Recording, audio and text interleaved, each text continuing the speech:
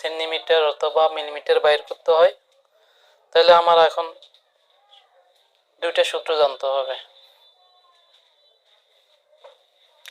এক নম্বর সূত্র হচ্ছে 1 ইঞ্চি সমান সমান সমান কত সেন্টিমিটার, এই সূত্রটা জানতে হবে। আরেকটা সূত্র হচ্ছে 1 ইঞ্চি সমান সমান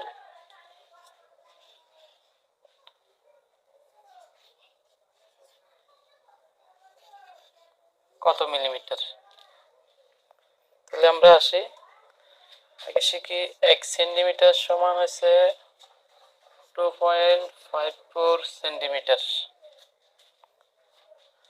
তারপরে 2 নম্বরটাতে আসি, 1 ইঞ্চি সমান কত মিলিমিটার। 1 ইঞ্চি সমান